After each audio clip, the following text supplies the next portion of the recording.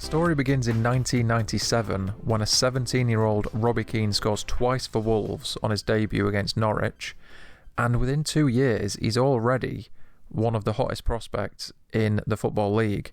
You can see 97-98, 11 goals in 45 games, 98-99, 16 goals in 39 games, and at the age of 19 everyone wanted to sign Robbie Keane. Coventry City ended up getting him for £6 million, and once again he scores 2 goals on his debut there. Now he's a Premier League player, 2 goals, 2-0 victory over Derby, and he ends the season with 12 goals, second only to Gary McAllister in the Coventry squad. And at this point his reputation is just getting better and better, and it leads to an unbelievable move to Inter Milan for £13 million in the summer of 2000. Now I just want to show you some of the names in the Inter Milan squad at this point. Zanetti, Laurent Blanc, Clarence Seedorf, Andrea Pirlo, Ivan Zamorano, Christian Vieri. I've missed out a few others. Ronaldo I've also highlighted. He was actually injured for this entire season. But just look at these names. An absolutely star-studded squad that Robbie Keane is joining. Keane ends the 2000 to 2001 season with 9 goals in 20 games for a club that is not Inter Milan. It's actually Leeds United. And the reason for this is he joined Leeds on loan because Inter sacked Marcello Lippi, brought in Marco Tardelli as his replacement, and Keane wasn't needed. So he joins Leeds on loan, ends up getting 9 goals in 20 games, and at the end of the season he ends up joining Leeds permanently for £12 million. But this is the era of Leeds United living the dream. This is where they are splashing the cash. Rio Ferdinand 18 million, and Keane again another. In those days this is a really expensive acquisition. But the problem is for Keane at this point, he only scores 9 goals in all competitions, and only 3 of those come in the Premier League. And that's because, look at this, the competition for places is ridiculous. Leeds, Alan Smith in his prime, Mark Viduka in his prime, Robbie Fowler just joined from Liverpool, not in his prime anymore, but still a decent player. And Keane is one of 4 players all vying for 2 spots up top, and he just struggles to get playing time in this season. Luckily, things get a little bit better at the end of the campaign. Ireland qualify for the World Cup, and Robbie Keane is one of the star players, probably the star player actually. And they go 1-0 down here in the second group game against Germany. Miroslav Klose, World Cup icon as he went on to become, he scores the opening goal, and in the last minute Robbie Keane pops up with a crucial equaliser, which means everything is riding on the final group game against Saudi Arabia, and Ireland have to win this just to stand a chance of making it through, and they do just that. They win 3-0, Robbie Keane opens the scoring. That means they finish second in Group E ahead of Cameroon and Saudi Arabia. They then go on to the World Cup round of 16 stage to face Spain, but they get knocked out on penalties. Robbie Keane actually scores another late goal there, another late equaliser like he did against Germany, this time from a penalty spot, and he does score his penalty in the shootout, but it's not enough. They lose 3-2. Ireland have a fantastic tournament overall. Robbie Keane, an incredible tournament. He's now a hero back home, but Ireland are out. Back at club level, Leeds United, their dream is over. They are now in a financial crisis, or the start of it at least, and they need to start selling players. Robbie Keane, also with competition for places fierce up top, he joins Tottenham for £7 million. And I'll just speed ahead a little bit here, but looking at his first 2 Tottenham seasons, 13 goals in 32 games, 16 goals in 41 games. Again, he's just proving himself to be a fantastic goal scorer at any level at this point. Particularly at international level, actually. And you can see here, October 2004, Robbie Keane's 24 years old, and he's already Ireland's all-time record goal scorer. These 2 goals here took him from 21, the record that he shared with Niall Quinn at the time, took him up to 23. At the end of the 2004-05 season, we have our first bit of Robbie Keane controversy in this video. Keane fined. Robbie Keane has received a £10,000 fine after leaving the bench early during Tottenham's 1-1 draw against Birmingham. Keane, frustrated that he was an unused substitute, headed straight down the tunnel after Mido was brought on. Spurs boss Martin Jol insists Keane still has a future at the club. And as I mentioned earlier, a running theme throughout Keane's career is this competition with other strikers. And bear in mind, in this era, a lot of teams played 2 strikers up top, but they'd have another 2 strikers in the squad, and then maybe another one who's a backup, so they might have 5 strikers. And here with Tottenham, Defoe, Keane, Canute, Mido, so there was a lot of competition just to get a place in the starting lineup, never mind score goals. So he still ends the season with 17 in 45, which is a decent record. 2005-06, we have a very surprising headline. Keane in training ground fight. Robbie Keane allegedly knocked Tottenham teammate Edgar Davids to the floor with a punch after a disagreement in training. We see it as a sign of a player's passion and commitment, said a Spurs spokesperson. It was handbags and it's all over and forgotten now. And it's definitely all forgotten by the end of the season because Keane scores 16 Premier League goals, level with Lampard and Rooney, the fourth highest scorer in the division. But it is a really disappointing end to the season for Tottenham. This is the season of Lasagna Gate, where Tottenham looked set to clinch a Champions League spot on the final day. All they had to do was beat West Ham, but they lost 2-1. And a large reason for that is because half the Spurs squad, including Robbie Keane, had food poisoning. Arsenal went on to beat Wigan 4-2, beating Spurs to that last Champions League spot. And this caused controversy for years and years and years, even to this day. Now, the competition for places at Spurs continued in 2006-07 when Dimitar Berbatov joined from Bayer Leverkusen, but that was not necessarily bad news for Robbie Keane. Keane wins award. Dimitar Berbatov and Robbie Keane have been announced as joint winners of the April 2007 Premier League Player of the Month award. The Tottenham duo scored a combined 8 goals during the month, with Keane scoring 6 times and Berbatov netting twice.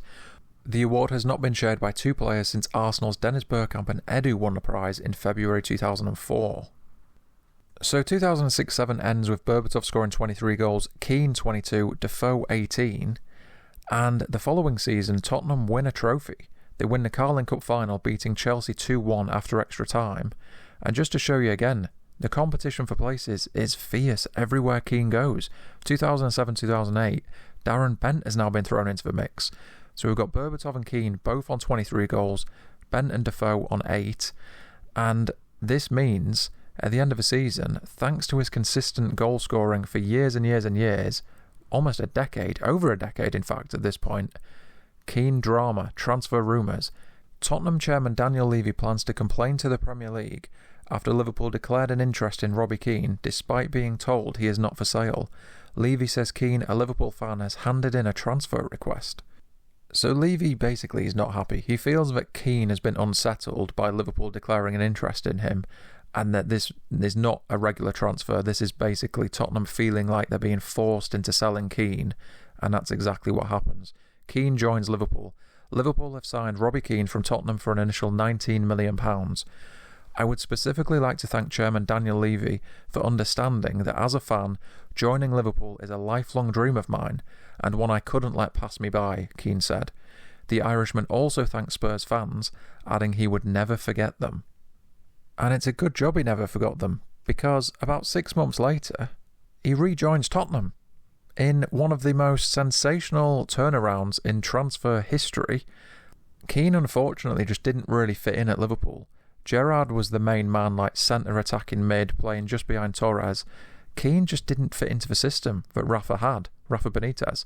So he rejoins Tottenham, who are now managed by Harry Redknapp, and Redknapp goes on a spending spree in January, early February, bringing back Defoe, Chimbonda and Keane, also signing Wilson Palacios and Carlo Cudicini.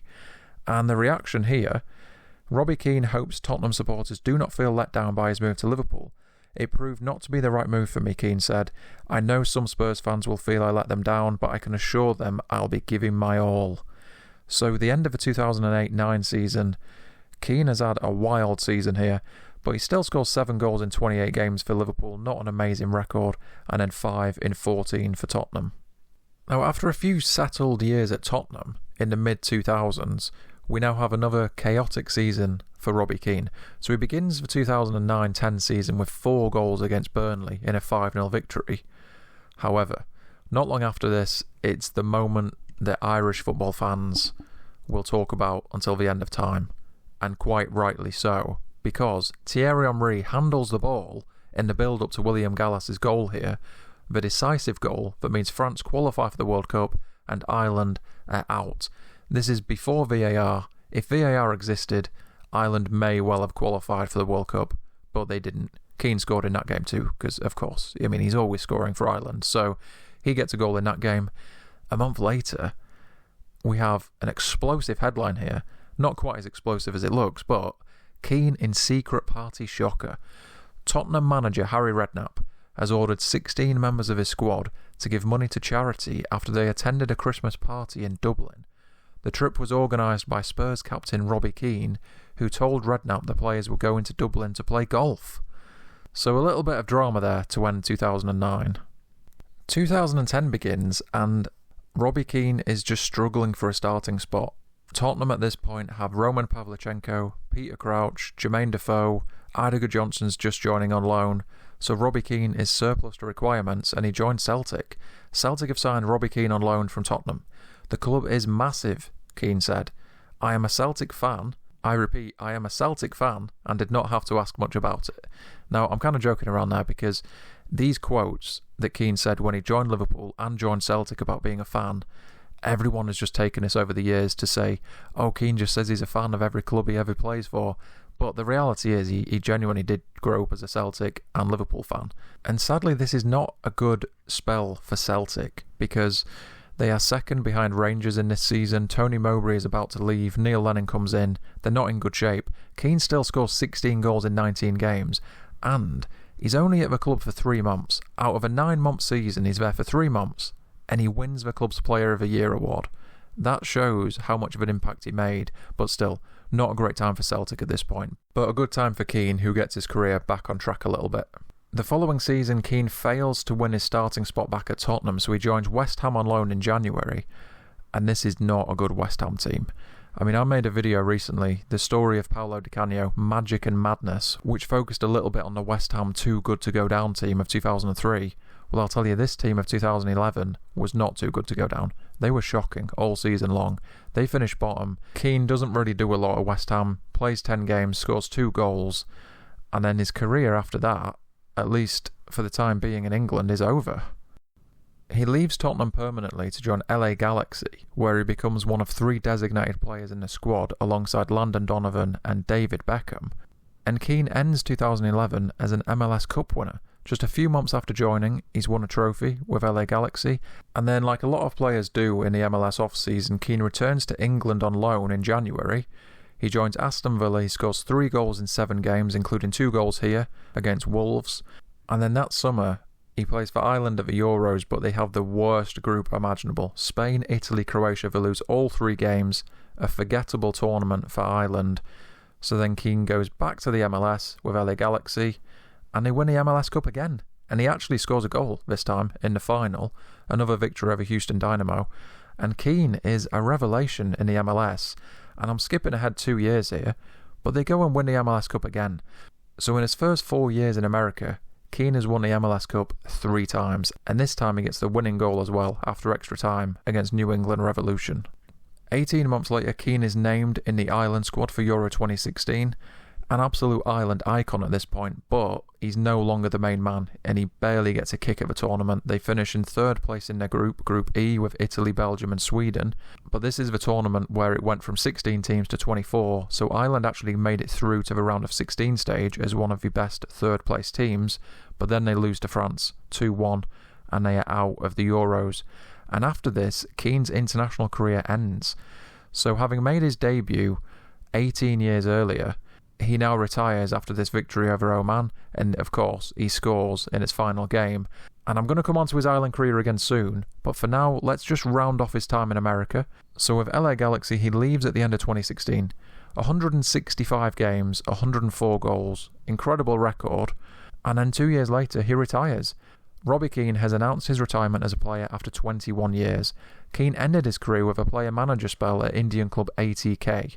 I have said many times before, words cannot express how proud I am to be Irish, Keane said in his retirement announcement. I hope I've made the fans proud wearing a green jersey and armband. Now, I usually end these videos by counting down the top 3 defining moments from somebody's career, but I think with Robbie Keane, it's his international career as a whole is what defines him and what his legacy will be.